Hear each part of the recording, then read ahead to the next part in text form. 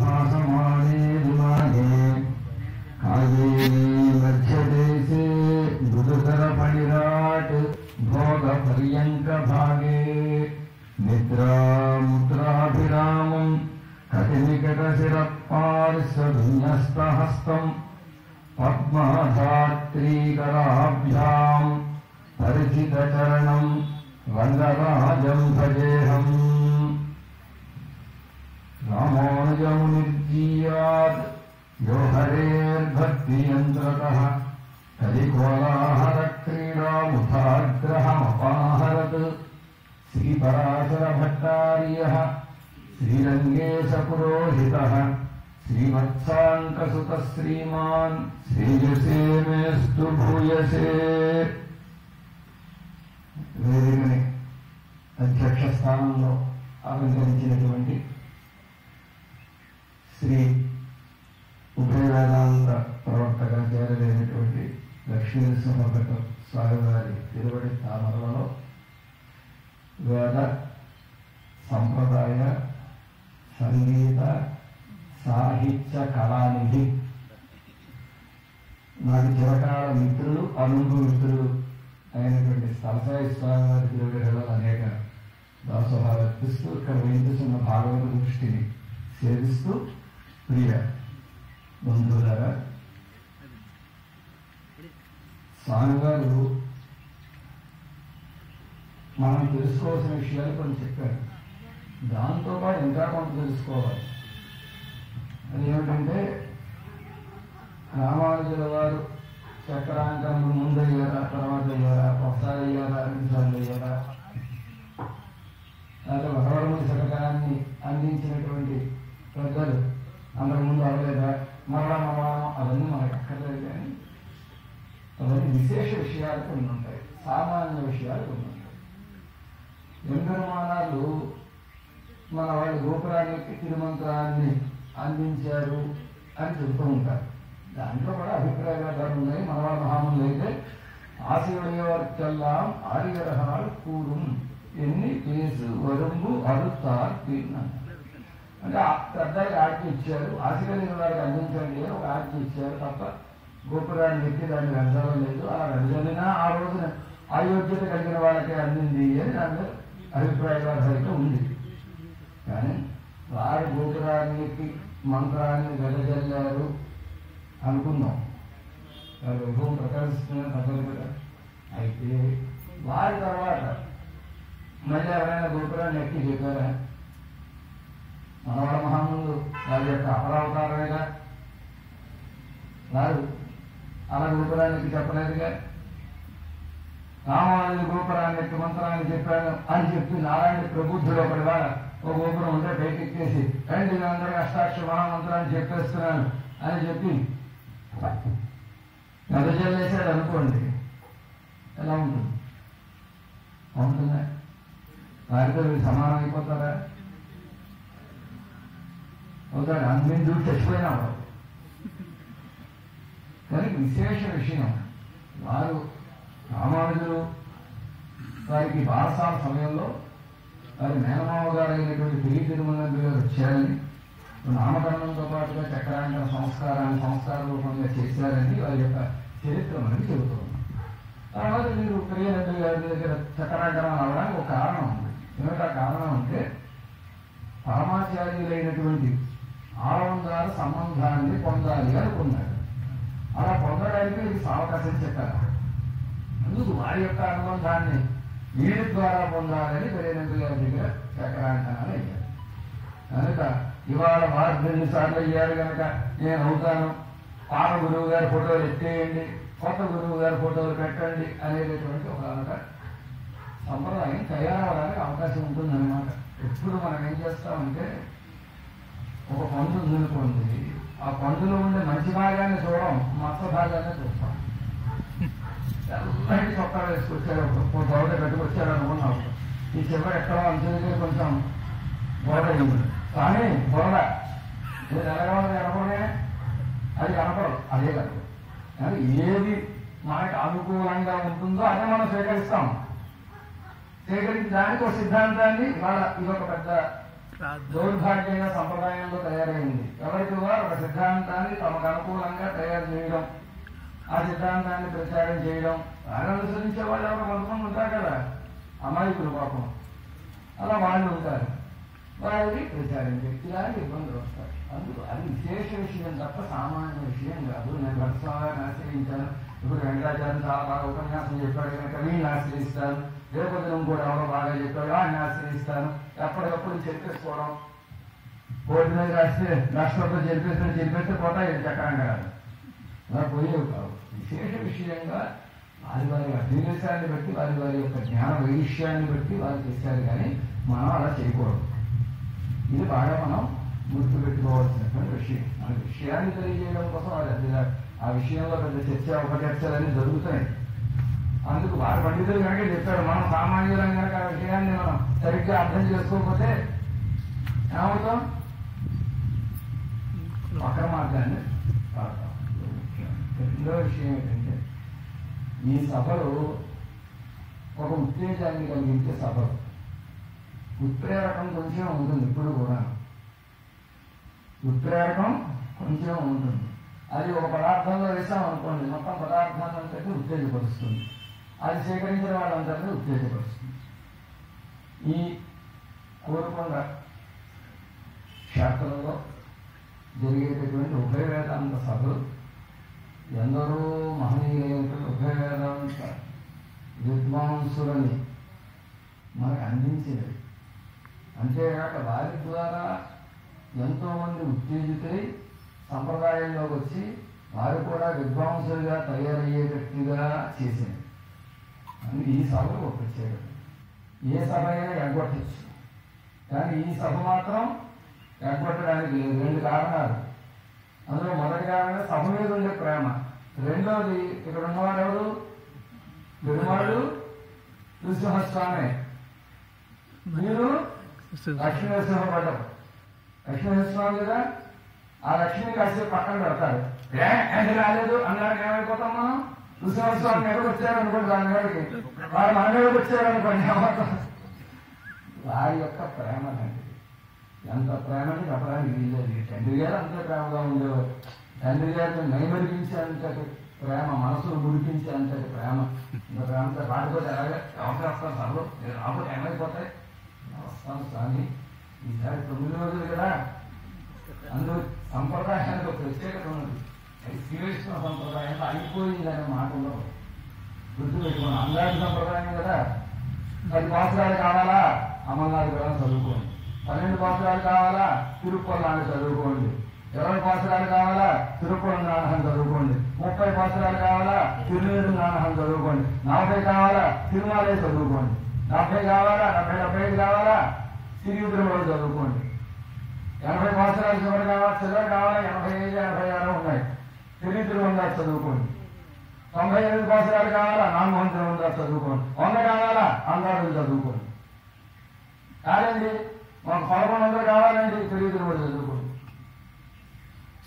1102 కావాలా తిరువాళ్ళు చదువుకోండి. చూసారు అంతే ఉందా.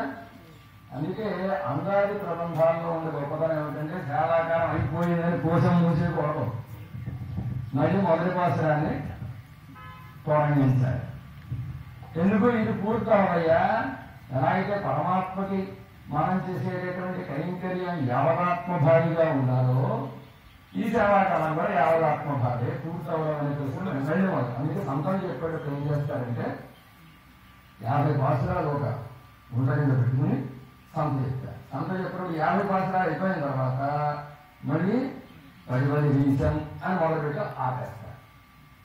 10 వీసం అయిన మళ్ళీ తర్వాత అంటే వీళ్ళు రావాలి. అందుకు సంప్రదాయానికి ఆది తప్ప అంతం లేదు. మళ్ళా ఇంటూనే ఉంటుంది. 90 సంవత్సరాలుగా స్వామిగారు నరసాపురం ఏం చేశారు, ఏం చేసినప్పుడు ఈసారి నవకి మీరు తప్పకుండా రావాలి అన్నారు. అంటే నవ అంటారా అన్నాను నేను.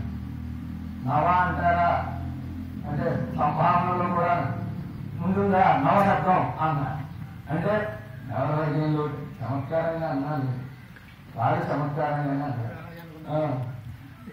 ఈ సభలో నవనవోన్మేషంతో జరగాలి. ఇంకా మళ్ళీ శతాబ్ది ఉత్సవం ఉంటుందిగా, దానికి కూడా మళ్ళీ ఇద్దరం కలిసి వచ్చి, మిత్రులిద్దరం కలిసి వచ్చి ప్రవర్తన చేయాలి. ఈ సంప్రదాయానికి అలాగే అంతం లేదు, ఈ సభలకు అలాగే అంతం లేకుండా అవిచ్ఛిన్నంగా ఎలా అయితే జరుగుతాయో అలాగే జరగాలి. ఏ సంవత్సరం మానేసినా ఆ సంవత్సరంలో 10 లక్షలు 15 లక్షలు సంపాదించకపోతే బాధ ఉండదు. కోరుకున్న సభలు పోగొట్టుకుందామనే బాధ ఉంటుంది. అలాంటి ఒక అద్భుతమైనటువంటి సభలు, ఈ సభల్లో అన్వయించడమే ఒక గొప్ప. నాకు 2 రకాలైన లాభాలు. ఒకటి మా గురువు గారిని కూడా తీసుకొచ్చేవాడిని. ఈసారి పాపం వారికి 86 సంవత్సరాలు వస్తే బయటికి రాలేకపోతున్నారు, అనారోగ్యంగా ఉంది. నిన్న మా ఇంట్లో కార్యక్రమం ఉండే పాపం వచ్చి ఏం చేసి మంగళాశాస్త్రం చేశారు. నిన్నే చెప్పారు, రేపు 7 గంటలకల్లా బయలుదేరడం స్వామి, మీకు 7 గంటలకు ఫోన్ చేస్తే నేను తీసుకెళ్తా అంటే రానంలేదు నోటాను. ఇది అది గొప్పతనం, మనిషి రాను అనలేదు. రమ్మంటే ఒక చిన్న పిల్లాడు అనేక వస్తారు, అలాగే మనతో పాటు వచ్చేస్తారు. స్వామి ఇక్కడ ఏం చేసి ఉండండి అన్నా ఉంటుంది, అక్కడే ఉంటాయి. అక్కడే ఉంటాం, మీరు వచ్చేదాకా కనిపిస్తుందండి అంటే ఒకవేళ ఏదైనా పనులు మనం అడిగితే అక్కడే ఉంటాం. మళ్ళీ వచ్చిన తర్వాత బయలుదేరదామా అంటారు. అంత సౌలభ్యం అనమాట. మనం ఇలాంటి సౌలభ్యం కొంతమంది పెద్దలు ఇందాక వచ్చేప్పుడు దగ్గర అనుకున్నాం. అలాంటి పెద్దల యొక్క సౌలభ్యం మన గ్రంథాల్లో చదవడమే తప్ప ప్రత్యక్షంగా ఇక చూడలేము. ఇప్పటిదాకా జీవించిన వాళ్ళే అదృష్టం. ఏ రామజేశ్వర స్వామి గారు, వెంకటాచార్య స్వామి గారు, ఆచార్యులు ఎవరైనటువంటి పెద్దలు, గంగి గారు, భట్రస్వామి గారు, ఇంతే సౌలభ్యం. ఇప్పుడు పరత్వాన్ని చూడగలం సౌలభ్యాన్ని మాత్రం ముఖ్యంగా పండితుల దగ్గర అసలే చూడగలం. అలాంటి మహానుభావులు రాలేదు అనేటటువంటి దానికంటే ఉన్నారనే భావన మనసులో ఉన్నారు కదా. వారి మనసులో ఉన్నారు, నా మనసులో ఉన్నారు. వారి తరఫున కూడా మీకు నేను ఈ 90 సంవత్సరాల కార్యక్రమంగా నవతి సందర్భంగా వారి తరఫున కూడా శుభాకాంక్షలు చెప్పిన వారి మంగళాశాసనాన్ని నేను అందరికీ అందిస్తున్నాను. ఆ మాట ఇక్కడ పొద్దున్నే నేను 7 గంటలకు ఫోన్ చేశాను, స్వామి ఏం చేస్తారా అంటే ముందు అమ్మగారు తీశారు, రాలేదండి అన్నారు. సరే వారు కూడా ఇంకొంచెం వస్తాను అన్నారు. ఫోన్ చేయడానికి కూడా కొంచెం ఇబ్బంది కాదు, ఎందుకంటే ల్యాండ్ ఫోన్ ఇంటి లోపల నుంచి రావాలి, ఫోన్ తీయాలి, సమాధానం ఇబ్బంది కట్టాలి. అందుకు కొంచెం నాకు కొంచెం ఇబ్బందిగా ఉంటుంది. దాన్ని ఇబ్బంది పెడుతున్నాం, వస్తున్నాం అన్నారు. అని కోపం వచ్చి నాతో మాట్లాడితే కానీ చెప్పుకోండి అది మాట అదేనండి అంటాం. సరే సార్ నేను వస్తాను, మంగళాశాసనాలు చెప్తానని చెప్పాను. అది కొంచెం వారు ఏం చేయలేదని కొంత మార్గం ఉన్నా కానీ వారి మంగళాశాసనాలు అందించే ఒక అవకాశం నేను రాకపోతే పోతుంది కదా. మరి అందుకోసం ఉండాలి. ఈసారి 2 రోజులు ఉండాలని చెప్పారు, కానీ పాపం వారు అలాగే అన్నారు. 2 రోజులు అమ్మంటున్నారు, రామనం అన్నారు మాతో. చూద్దాం స్వామి, కనీసం నేను అనుకునేది ఏంటంటే ముందు వాస్తవంగా 16వ తారీఖు ఒకసారి రావాలని, నేను ఇవాళ ఒకసారి రావాలని అనుకున్నాం. 16 మీ దగ్గర వచ్చేలాగా ఇవాళ స్వామి ఏం చేస్తానన్నారు, ముగ్గురం కలిసి మళ్ళీ వద్దాం అని ఇలా సరసాయి గారు 20 తారీఖుకి వెళ్దాం అన్నారు. స్వామి మనం ముగ్గురం కలిసి మళ్ళీ వెళ్దాం, 16 వెళ్దాం. నాకు ఒక చిన్న ఇబ్బంది వచ్చింది. దానివల్ల 15 నాకు అది 16 కొంచెం శుద్ధి అయింది. దానివల్ల ఆ రోజు ఇంకా రాలేదు.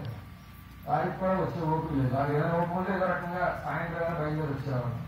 అందుకు ఇవాళ స్వామివారు వారికి ఓపిక లేదు, ఇంకా ముందుకు రాలేకపోయారు. సరే ఉపన్యాసం చెప్పాలి, వాళ్ళ కబుర్తో కాలక్షేపం చేస్తారా అంటే మాకు చెప్పడానికి వచ్చింది. పెరుమాళ్ళు ఎంతమంది? పెరుమాళ్ళు ఎంతమంది?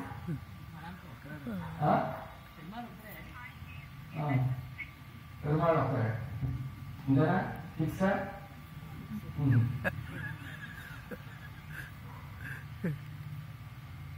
మరి మిగతా 2 పెరుమాళ్ళు ఎవరికి ఇస్తారు? ఇలాగ పెరుమాళ్ళు ఒకరు ఉన్నారా? 20 పెరుమాళ్ళు ఉన్నారా లేదా? కులశేఖర పెరుమాళ్ళు ఉన్నారా లేదా? వీళ్ళిద్దరు పెరుమాళ్ళే. ఈ 2 పెరుమాళ్ళలో 20 పెరుమాళ్ళ సంగతి వాడు చెప్పారు. కులశేఖర పెరుమాళ్ళ సంగతి నేను చెప్తాను. కులశేఖర పెరుమాళ్ళు వారికి పెరుమాళ్ళనే పేరు వస్తుందని అందరికీ తెలిసిందే. రామచంద్రుడు అందమైనటువంటి భక్తి కలిగిన వారు, అంతేకాక శ్రీరామ వైభవాన్ని వారు ప్రబంధ రూపంలో పెరుమాళ్ దేవుడు అనేటటువంటి ప్రబంధ రూపంలో అద్భుతంగా అందించేవారు. ఈ పెరుమాళ్లకు కూడా ఇష్టమైన పెరిగి పెరుమాళ్ళు ఎవరైతే ఉన్నారో, పెరుమాళ్ళ చేత తిరువారాధన స్వీకరించిన పెరిగి పెరుమాళ్ళు ఎవరైతే ఉన్నారో వారి విషయంలో అమితమైనటువంటి ప్రీతి కలిగిన వారు, ఆ పెరిగి పెరుమాళ్ళ విషయంగా పాసురాన్ని పాడినవారు, స్తోత్రాన్ని చెప్పినవారు కులశేఖర ఆళ్వారు కనుక వారికి కులశేఖర పెరుమాళ్ళు అనేటటువంటి చిరునామం ఏర్పడింది. అందుకంటే గొప్పతనం ఏమిటంటే 2 వైభవాలు ఉన్నాయి వారికి. ఒకటి పెరుమాళ్ళ విషయంలో పిచ్చి, 2 పెద్దల విషయంలో పిచ్చి. సాధారణంగా ఒక పిచ్చి ఉంటుంది, ఇంకో పిచ్చి ఉండదు. లోకంలో కూడా ఏదో ఒకటే పిచ్చి పట్టుకుంటుంది, ఇది పిచ్చి ఒకడం కదా అని. ఈ కులశేఖర పెరుమాళ్ళు ఏం చెప్పారంటే, నన్ను అందరూ పిచ్చివాడంటారు, తేయనే జనక్కు యావరం యారుమూరు తేయనే ఇది పేసియన్. ఈ మాట చెప్పి ఏం లాభం, నేను పిచ్చాడిని అని అందరూ అనుకుంటారు. నేను ఎవరుకుంటాను తెలుసా, వాళ్ళందరూ పిచ్చాడని నేను అనుకుంటాను. పిచ్చి మాత్రం అందరికీ ఉన్నదిగానే కన్ఫర్మ్ అయింది. కానీ ఏ విషయంలో, నా పిచ్చేమో పెరుమాళ్ళ విషయంలో, పెద్దల విషయంలో, మీ పిచ్చేమో ఈ లోకంలో ఉండే విషయాల విషయంలో. పిచ్చి కామనే అందరికీ, కానీ విషయ భేదం, విషయంలో మార్పుంది. అలాంటి గొప్ప భాగవత పిచ్చి, భాగవత వైభవంలో అమితమైన వ్యామోహం, తిరుమల వైభవంలో అమితమైన వ్యామోహం కలిగినటువంటి మహానుభావులు కులశేఖర పెరుమాళ్. ఈ కులశేఖర పెరుమాళ్ రామ వైభవాన్ని ఎంత అద్భుతంగా గానం చేశారో, కృష్ణ వైభవాన్ని అంతకంటే అద్భుతంగా గానం చేశారు. ఎప్పుడైనా రామభక్తులు కృష్ణ వైభవం చెప్తే అద్భుతంగా ఉండదు, కృష్ణ భక్తులు కృష్ణ వైభవం చెప్తే అద్భుతంగా ఉండదు. కృష్ణ భక్తులు కొంతమంది నమ్మాళ్ళు వారు మొదలైనటువంటి వారు ఉన్నారు, కృష్ణ కృష్ణాన్ని పేరు కలిగిన నమ్మాళ్ళు వారు కానీ, అలాగే ఆండారమ్మ వారు కానీ కృష్ణ వైభవాన్ని చెప్పారు. నమ్మాళ్ళు వారు కానీ చెప్పారు, కృష్ణ వైభవాన్ని చెప్పాలంటే నమ్మాళ్ళు వారిని చెప్పాలి అని, రామ వైభవాన్ని చెప్పాలంటే కులశేఖర పెరుమాళ్ళని చెప్పాలి అని నాలుగు సంప్రదాయం. కానీ నమ్మాళ్ళు వారు రామ వైభవం చెబితే, కులశేఖరాలు గారు కృష్ణ వైభవం చెబితే ఎలా ఉంటుంది? ఎలా ఉంటుందంటే ఇంకే తెలుస్తుంది అని. నమ్మాళ్ళు వారు ఏం చెప్పారు, కన్ననల్లో దైవంలై కృష్ణుడు దైవం లేదు అనేటువంటి ఆడవారు తప్పాలి, రామగ్రామయ్యల్లా మొత్తం చెప్పడం చదివితే రాముడి గురించి చదువుతావా, ఇంకోటి ఏమన్నా చదువుతావా? కృష్ణుడు తప్ప దైవం లేదని కృష్ణుడు చెప్పాలని చెప్పాలిగా. రాముడు చదవడం అంటే శ్రీరామాయణం చదవడం అని అర్థం, కృష్ణుని చదవడం అంటే శ్రీ భాగవతం చదవడం అని అర్థం. చెప్పాలి మరి అలా చెప్పాలి, భాగవతం మీరందరూ పఠించండి అని చెప్పకుండా రామాయణాన్ని చదవండి అని చెప్పడానికి కారణం రామ వైభవంలో కూడా అంత అభినవేశం ఉంది. కృష్ణ వైభవం అంటే రామవైభవం దాన్ని మరింతగా కలిగించి, అలాగే కులశేఖర పెరుమాళ్ళు శ్రీరామ వైభవాన్ని ఎంత అద్భుతంగా చెప్పారో కృష్ణ వైభవాన్ని అంత అద్భుతంగా చెప్పారు. కృష్ణ వైభవాన్ని 7వ మత్తులో చెప్పారు. ఈ భావన ఒక లక్షణమైనటువంటి భావన. కృష్ణ పరమాత్మకి 2 కన్నులు, కోరిక్తి మహానాయ నాంగాళం చెప్పింది కదా, యశోద దేవకి.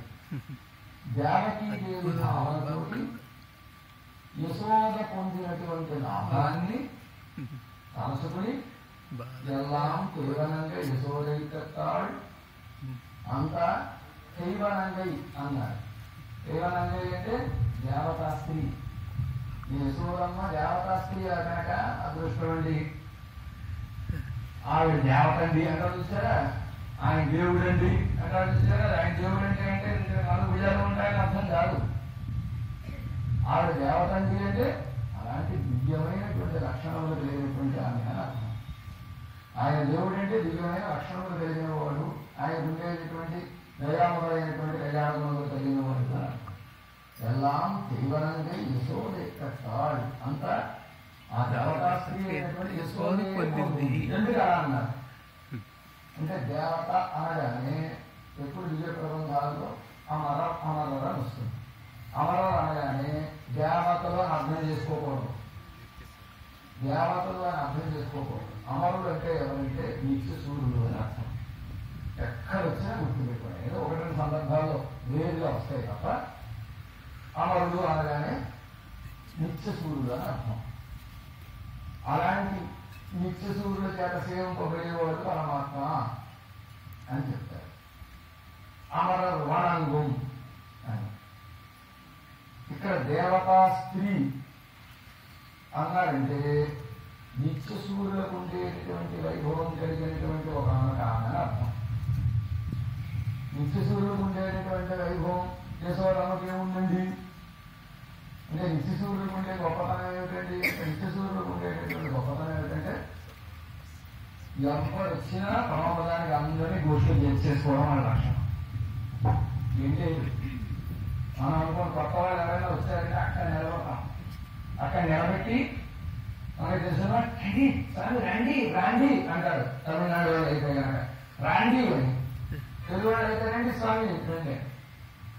ఎప్పుడు ఏంటంటాం? ముఖం ఎప్పుడైనా చూసిన ముఖంగా కనబడితే మనకు తెలిసిన వాళ్ళు అయితే మరీ వేదిక గారికి పిలిచి చేస్తాం, లేకపోతే దూరంగా కొంచెం దూరంగా నిల్చోం. కానీ నిత్య సూర్యుడు అలా కాదు.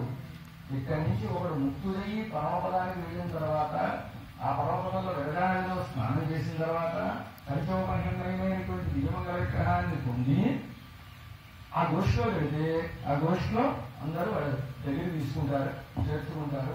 చేర్చుకోవడమే కాకుండా ఈ నిత్య సూర్యుడు ఏం చేస్తారంటే ఎలా పరమాత్మని సేవించాలో వీళ్ళకి చెప్తారు. అందుకు పరమపదానికి వెళితే ముక్తులకి గురువులు ఎవరు? నిత్య సూర్యుడు లేదు. ఆ లక్షణ నిత్య సూర్యుడు ఉంటుంది. ఈ లక్షణ యశోదమ్మ అంటే నిత్య సూర్యుడు చేసే ఉపకారం ఏంటంటే తాము ఏ పరమాత్మనైతే కనురెప్పపాటు లేకుండా కాలతత్వం ఉన్నంత వరకు సేవించిన పరగనటువంటి వైభవం కలిగిన స్వామిని సేవిస్తున్నారో ఆ సేవను గడిస్తున్నారు. ఆ సేవను గడిస్తున్నారు. ఇప్పుడైనా కొత్తగా ముక్తులు ఇస్తున్నారు. యశోదమ్మ చేసినటువంటి ఉపకారం ఏంటంటే తాను కృష్ణ పరమాత్మ యొక్క ఏ వైభవాన్ని అయితే తాను దర్శించిందో తాను దర్శించినటువంటి ఆ వైభవాలన్నింటినీ ఆ ఊళ్ళో ఉండేటటువంటి భూగంధులందరికీ దర్శింపజేసింది. అందుకే ఇవి తైవనండి దేవతా స్త్రీ అండి. సాక్షాత్ నిత్యసూర్యుల వైభవం ఏమిటి? ఏం చూపించింది అంటే పెళ్ళాళ్ళ వాళ్ళు కోసంలో చెప్పారు. ఏమిటండి? అంగాండిడ వయ్యమేడు కండాల్ పిల్లవాయిదే. ఇలాగే నీళ్లు పోస్తారు. ఎప్పుడైనా చూసారా? నీళ్లు పోసి మనిషిని పెట్టి పోస్తే ఏం తెలియదు. మనం పోసుకుంటే ఆ పిల్లలకి నాన్నలు ఉంటారు, వాళ్ళు పోస్తారు. పోస్తే నాయనమ్మ అమ్మమ్మలు పోస్తారు, వాళ్ళు తెలుస్తుంది.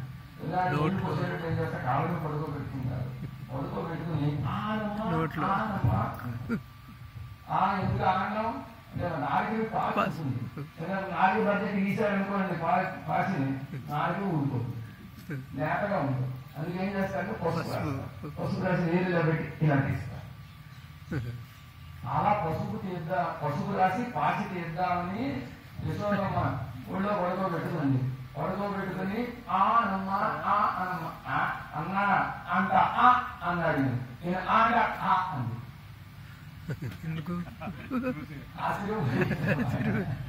ఏమున్నాయి?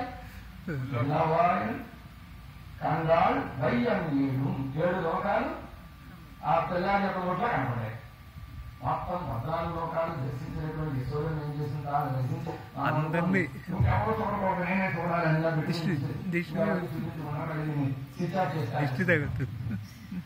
అలా కాక ఆవిడ రండి అందరూ రండి అని చెప్పి అమ్మ అక్కలు అందరినీ పిలిచింది. పిలిచి వాళ్ళందరికీ చూడండి, ఈ యొక్క పాదాలు చూడండి, పాద క్రమంగా కానీరే పౌరవాయి కానీరే అందమైన అర్థాలు కలిగిన వాళ్ళ సేవించండి సేవించండి అని చూపిస్తూ వీళ్ళందరినీ పిలిచి మీరు 7 లోకాలు ఎన్నో దర్శించండి అని చెప్పిన అందరూ దేవనాంజయ్య అన్నారు. ఓశాఖర పెరుమాళ్ ఊరికే అన్నారు. సాక్షాత్ నిత్యసూరులకు అలాంటి వైభవం అలాంటి వైభవం యశోదమ్మకు ఉన్నది. ఎక్కడి నుంచి వచ్చింది వైభవం? యశోదమ్మకు నిత్యసూరుడు ఉండే వైభవం ఎక్కడి నుంచి వచ్చిందంటే ఆయన అనుగ్రహించాడు. పరమాత్మ ఆవిని తల్లిగా ఎంచుకొని వచ్చాడంటే ఆవిని ఎంతగా కటాక్షిస్తే వస్తాడు? పరమాత్మ ఆళ్వార్ల ద్వారా దివ్య ప్రబంధం అందించాలి అని అనుకున్నప్పుడు ఏం చేశాడు? ఆ దర్శనానికి తన స్వరూప రూప గుణ విభూతుల్ని పరిపూర్ణంగా దర్శింపజేసి వారు దర్శించిన వాటిని తిరిగి చెప్పడానికి అనేటువంటి జ్ఞానాన్ని ఇచ్చి పాసురాలను చెప్పించి ఆ పాసురాల్లో ఉండేటువంటి విషయాలన్నీ మనకి తెలిసే వ్యక్తిగా సులువుగా అందించే వ్యక్తిగా అనుగ్రహించారు. అందుకే పశుం తమిళ్ అంటారు. ఈ పాసురాలు ఏమంటారు? పశుం తమిళ్. పశుం తమిళ్ అంటే లేపగా ఉంటే చిగురు తాపు లాంటి భాష అన్నమాట. మృదువుగా ఉండేటటువంటి భాష. అలాంటి భాషలో పాసురాలు చెప్పేసి ఆయన గ్రహిస్తే ఆమె ఊళ్ళో పడుకోవడానికి వస్తున్నాడంటే, ఆమె ఊళ్ళో ఆడుకోవడానికి వస్తున్నాడంటే, ఆ పాలను స్వీకరించడానికి వస్తున్నాడంటే ఎంతగా అనుగ్రహిస్తాడు? అంతగా అనుగ్రహించారు కదా కులశేఖర బ్రహ్మ. అద్భుతమైనటువంటి మానవ పాత్రంలో ఆవిడకి కృష్ణ పరమాత్మ అందించినటువంటి ఆనందం ఎలాంటిది, అనుభవం ఎలాంటిది అనేదాన్ని ఒక అద్భుతమైనటువంటి పాత్రలో 7వ పత్తులో 8వ పాత్ర తిరుమల తిరుమలలో 7వ పత్తులో 8వ పాత్ర முழுதும் வெண்ணை அளந்து தொற்றுண்ணும் முகிலிலஞ்சிறு அமரத்தை அழுகையும் அஞ்சினோக்கும் அந்நோக்கும் தொழுகையும் இவகண்ட யசோதை தொல்ல என்ப திருதி கண்டாడే. కృష్ణ పరమాత్మ దండ దొంగతనం చేసినప్పుడు యశోదమ్మ దండించబోతే కృష్ణ పరమాత్మ ఏం చేశాడు అనే దాని పాత్రలు చాలా అత్యద్భుతమైనటువంటి. ఆ దొంగతనం చేయడం ఎలా చేశాడు, అది అన్న అసలు ఎలా తీశాడు అదంతా చెప్పాడు. ఎలా తీశాక ముళ్ళుం వెన్నై ఆనందు వెన్నని దొంగిలించాడు చెప్పట్లా. ముళ్ళుం వెన్నై మొత్తం వెన్నను. మొత్తం వెన్నంటే ఒక కొండ, ఆ కొండ నిండా వెన్న ఉంది. శిఖరాలు కనుక పేర్చాడు. పేర్చినప్పుడు వెన్న తినాలి అనుకునేవాడు ఎలా తీస్తాడు? తీసుకోవాలిగా. అలా అలా దీని ఏం చేశాడంటే చెయ్యి ఉండలము కై నీటి అడుగుదాకా పిల్లలు భోజనం చేసేటప్పుడు ఎంత ఒంటికి పూసుకుంటే అంత ఎక్కువ తినేట్టు లెక్క వాళ్ళకి. అందుకే ఇక్కడ దాకా అంటుందంటే ఫుల్గా కండం దాకా భోజనం చేసినట్టు లెక్క. ముడు దుమ్ వెన్నై అని అలా తీశాడు. వెన్న తీసేటప్పుడు ఆ చెయ్యి అలా చాచినప్పుడు లోపల వెళ్ళినప్పుడు ఆ కొండ ఈయన పిడికిల దగ్గర మొక్కలు అయితే చేతులు గుప్పిడి వెన్న మిగులుతుంది. కానీ వెన్న మాత్రం మొత్తం ఒళ్ళంతా అడుగుకోవాలి. ఈ గుప్పిడి వెన్న కోసం కుండెడు వెన్న ముడుగం వెన్నై అలందు తొట్టుండు. వెన్న తీశాడు, దొంగతనం చేశాడు. దొంగతనం చేయడానికి కూడా ఆళ్వారు ఆశ్చర్యపోతారు. రూలు రంగు లేదా అని అడిగారు ఆళ్వారు. ఆయా దొంగలకు కూడా కొన్ని రూల్స్ ఉంటాయి కదా. ప్రతి శాస్త్రానికి తోట శాస్త్రం అనేది ఒకటి ఉంటుంది. దానికి కూడా కొన్ని నియమాలు ఉంటాయి. ఆ దొంగతనం చేసేవాడు ఎవరికి కనపడకుండా వెళ్ళాలి. వస్తువులు జాగ్రత్తగా దొంగిలించాలి. దొంగిలించిన దాన్ని ఎవరికి తెలియకుండా దాచుకోవాలి. దాచుకున్న దాన్ని జాగ్రత్తగా ఇంటికి తీసుకెళ్ళాలి. తీసుకెళ్ళిన దాన్ని ఎవరికి తెలియకుండా అమ్ముకోవాలి. అప్పుడు డబ్బు చేసుకోవాలి. ఇవన్నీ నియమాలు ఉంటాయి కదా. మరి వెన్న దొంగగా వచ్చిన వాడి దొంగతనం చేయడానికి ఒక నియమం లేదా? ఆ కొండ పట్టుకుపోయి ఇంటికి పోయి దాచుకుని తినచ్చు కదా. ఆ చిన్న ఉద్దేశం ఆయనకి. వెన్న దొంగ అని బిరుదు రావాలంటే ఏం చేయాలి? ఆయనకి అనుమానం అన్నమాట. మామూలుగా పట్టుకుపోతే అందరూ చూస్తారో చూడరు, నన్ను గుర్తిస్తారో గుర్తించరో, దొంగ అని పిలుస్తారో పిలవరో అని అనుమానం. అందుచేత ఏం చేస్తారంటే వాళ్ళ ఎదురుకుండానే దొంగతనం చేయాలి. చేసిన దొంగతనం రెడ్ హ్యాండెడ్ గా పట్టుబడిపోవాలన్నట్టుగా వైట్ హ్యాండెడ్ అనమాట. రెడ్ హ్యాండెడ్ కాదు, అందుకు వైట్ హ్యాండెడ్ అనమాట. అలా పట్టుకుంటాడు కానీ పట్టుకుని కొండ పగిలిపోతుంది, బియ్యంతా నేలపాలైపోతుంది, వెన్న చేతిలో ఉంటుంది, ఇక్కడ దాకా ఉంటుంది. దొంగతనం చేశాడా లేదా? ఇదిగో ఇదిగో అని ఈయన చూపించేస్తాడన్నమాట. అలా దొంగతనం చేస్తాడు. అలా చేశాడు. ముడుధం వెన్న. ఈ వెన్నను తీసిన తర్వాత భోజనం చేయాలంటే ఆకలిగా ఉన్నవాడు ఏదో వస్తువు ఇస్తే ఏం చేస్తాడు? కానీ చిన్నపిల్లలు ఏదో వస్తువు రాదండి. తొట్టు అంటారు. లక్ష్మీదేవి ఇలా అనుకోండి. ఎరుమిచ్చాను తొట్టు, ఎరుమిచ్చాను తొట్టు అదే నిరూపించేవారు. ఇంకేమన్నా సాపట్లో ఆ ఎరుమిచ్చా వేస్తారు. ఇంత పద్ద ఆలోచించేసి సరైనంగా ఇలా పట్టుతారు అనమాట. పట్టి పొయ్యి చేస్తారు. సరైనంగా సాంబార్ పోతారు. ఈ లోపల 4 కళ్యాణ ముక్కలు తెచ్చి ఉంచేస్తారు. ఏదో ఇంత స్వీట్ ముక్కలు ఉంచేస్తారు. అది ఎవరైనా అయిపోవాలి. అది వచ్చేలోపు అయిపోవాలి. వాళ్ళైతే అలా తినగలగా మనకు తినగలం, వాళ్ళకి అలవాటు. దాన్ని ఇలా చేస్తారు, సిమెంట్ కలిపేటప్పుడు చూసారా అలా చేసేస్తారు. కావాలంటే కాబట్టి వాళ్ళు తీసేసుకుంటారు. వాళ్ళకి అలవాటు అవ్వాలి. అక్కడ సాపాటు అది చెవుగా 7 నిమిషాలు వేస్తారు, మజ్జిగ నీళ్ళు తీసుకొచ్చి పోస్తారు. ఆ 7 నిమిషాలు తెలుసా ఈ మజ్జిగలో అలా అంటారు అన్నమాట. అలా తొట్టు అంటారు. తొట్టు ములుహం వెన్నయ్యి వెన్నంతా తీశాడు. తీసిన తర్వాత చేతిలో పెట్టుకున్నాడు. తినేసి అయిపోతున్నావు అయిపోతుంది కదా అని కొంచెం అయిపోతుందేమో కదా, ఏదైనా వస్తువు ఇస్తే ఈ వస్తువు అయిపోతుందేమో అని గిల్లి కొంచెం తీసుకున్నట్టుగా ఏం చేస్తారు, తొట్టును కొంచెం తింటూ ఉంటాడు. ఎలా అయితే 3 రోజులు ఎలిమించాలి తొట్టు కింద వాడతారో అలాగే కొంచెం తింటాం. మురుగం కన్నై ఆందు తొట్టును ముహుళిలంజిలు తామరక్కై. అలా తినేటప్పుడు ఈ హస్తం ఎలా ఉంది? ఉండేటువంటి తామర ముడుచుకున్న తామర పుష్పం ఎలా ఉంటుందో అలా ఉంది. ఇలా పెట్టాడు అనమాట. ఇలా పెట్టా ఒకసారి తీసుకుని ఇలా పెడతారు, అలా పెట్టలా ఇలా పెట్టాడు. ఇలా పెట్టడం చేత ముడుచుకున్న ముహిళిలంజులు తామరక్కై. ఈ తల్లి చూసింది. చూసి ఏం చేసింది? దొంగతనం చేస్తావా అని ఎగురుహుల్ తాంబు కొండు అడిపదక్కి. వీళ్ళు ఏం చేసిందంటే ఒక అందమైన తాటిని తీసుకుని పట్టడానికి ప్రయత్నింది. ఎగురుహుల్ అన్నారు. తాడికి ఒక విశేషణం వేశారు. ఏంటంటే తాంబు అంటే తాడు. ఈ తాడు అందమైన తాడు. తాళ్ళలో కూడా అందమైన తాడు ఉంటాయని పట్టడానికి నేషనల్ దత్తాలు పెట్టుకున్నారు అనుకోండి. అందమైన దత్తంతో నన్ను కొట్టండి ఇవాళ అనేవాడు ఎవరైనా ఉంటాడా? అలాగే ఆపరేషన్ చేయడానికి అందమైన కత్తితో పోయింది అని డాక్టర్ అనేవాడు ఎవరైనా ఉంటాడా? కానీ ఈ తాడు ఎడుగు తాంబు అందమైన తాడు. ఎందుకు అందమైన తాడు అన్నారంటే కులశేఖర పెరుమాళ మనసులో ఆ తాడైన కాకపోతుంది, ఆ తాళ్ళేనైపోయినా ఎంత బాగుంటుంది, ఆయన కొత్తగా అంటిపెట్టుకుని ఉండేవాడిని కదా అని మనసులో ఉంది. అందుచేత ఆ తాడుని చూడగానే అందమైన తాడు అన్నారు. ఆ స్వామి యొక్క బొజ్జాన్ని పెట్టుకుని ఒరుసుకుని ఉండేటటువంటి భాగ్యం ఆ తాటికి దక్కిందంటే ఆ తాడి ఎంత భాగ్యం చేసుకుందో. అందుకు దానికి అన్నం వచ్చింది. ఈ తాడు మీద ఒక గ్రంథం పుట్టిందండి బాబు అన్నారు ఒక ఆయన. తాడు మీద గ్రంథం ఏంటండి అంటే కన్నీరుని సిరు. కృష్ణ పరమాత్మని రోడ్డుకేసి వాళ్ళ అమ్మ కట్టిన తాడు ఎలాంటిది అంటే తాంబు అంటే తాడు. కన్ని తాంబు, నున్ తాంబు, సిరుతాంబు. కన్ని నున్ సిరుతాంబు. ఈ తాడు ఎలా ఉందండి అంటే కన్నిత్తాంబు. కన్నిత్తాంబు అంటే అనేక ముడులు కలిగినది. కృష్ణ పరమాత్మ వీళ్ళమ్మ చిరిగిన తర్వాత ఈ తాడు చూడులో పెట్టేది కదా. పూర్వం కదా తాటగిళ్ళు కదా ఏదైనా ఉంటే చూడులో పెట్టేవారు.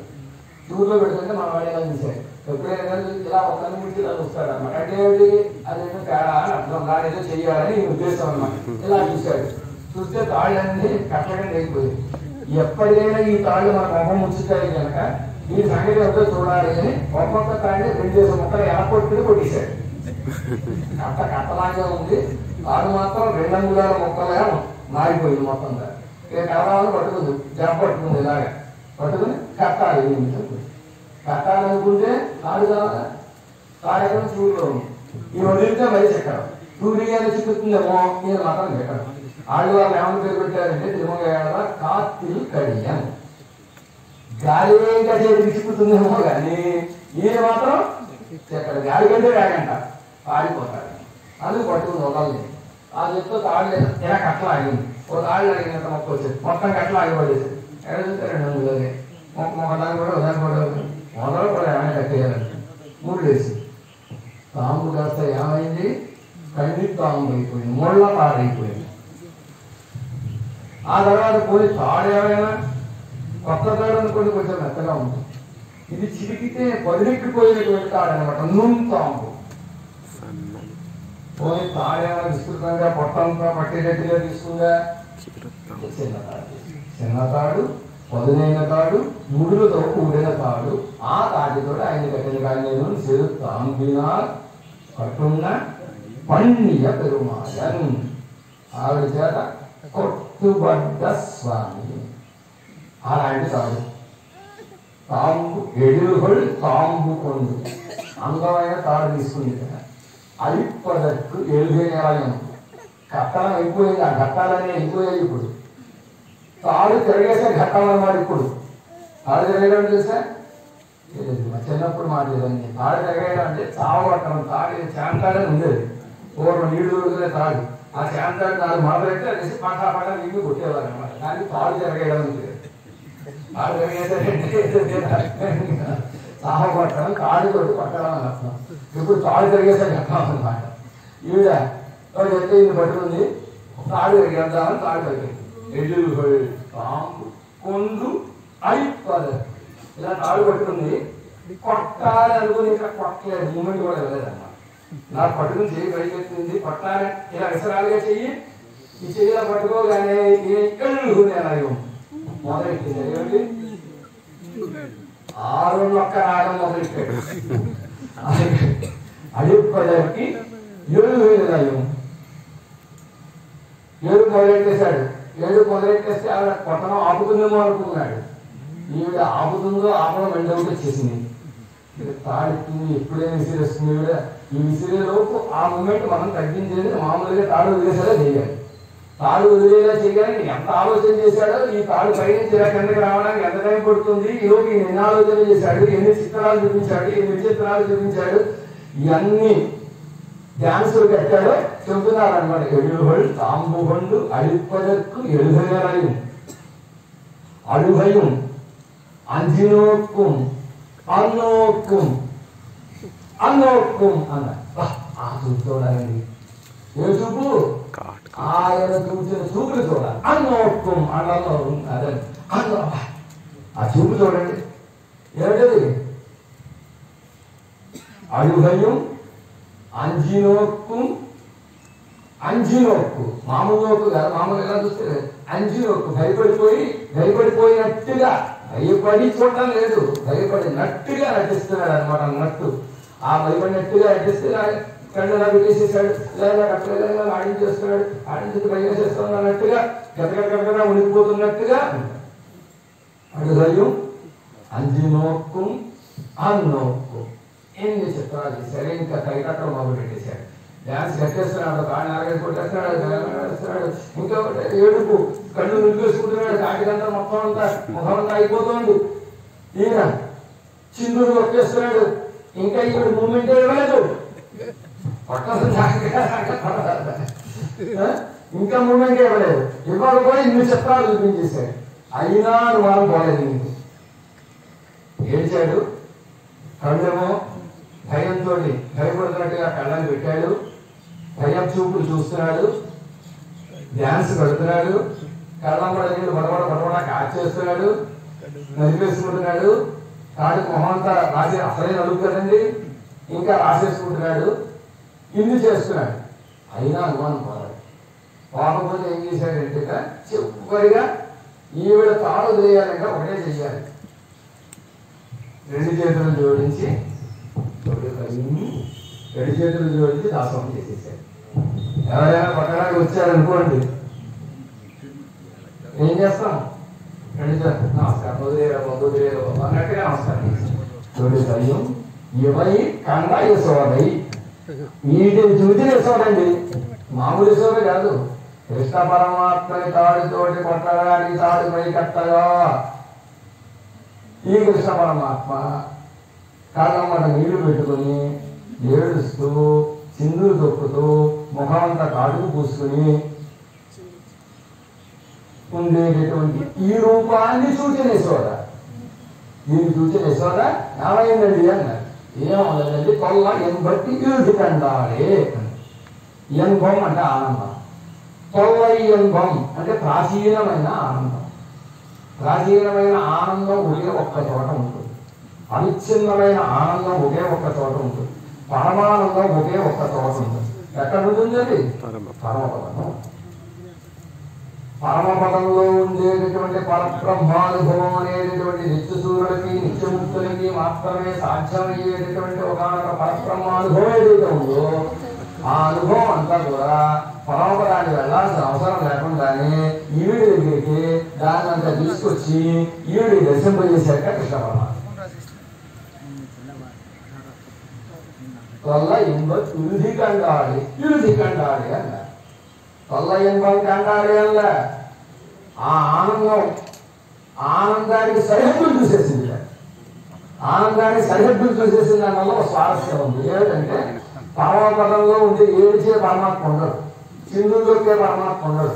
పరమపదంలో గంభీరంగా ఒక 4 గంటలు వేసుకుని కాలు పైకి పెట్టుకుని ఆదిశేషుడు వారి మీద శ్రీదేవి భూదేవి సమేతంగా కూర్చుని ఉండేటువంటి పరమాత్మ మహారాజు గారు ఆయన సింహాసనం నుంచి దిగాలనే శిక్షణలు వారు చెయ్యందిస్తే ఆ చెయ్యందుకు మెట్లుకి కిందకు వచ్చి మహారాజుని పైన కండువ అలా ఆరాడుతూ ఉంటే వస్తారు.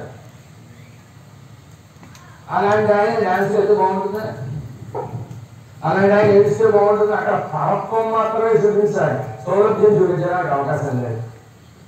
కానీ సౌలభ్యం ఏదైతే ఉందో ఆ సౌలభ్యం అనేటటువంటి ఏ గుణం అయితే పరమపదంలో ప్రకాశించదో అలా పరమపదంలో కూడా ప్రకాశించినటువంటి అద్భుతమైనటువంటి పరమపదంలో కూడా ప్రకాశించిన సౌలభ్యం అనేటటువంటి గుణం యొక్క సరిహద్దుని ఈవిడ చూపించేశాడు పరమాత్మ.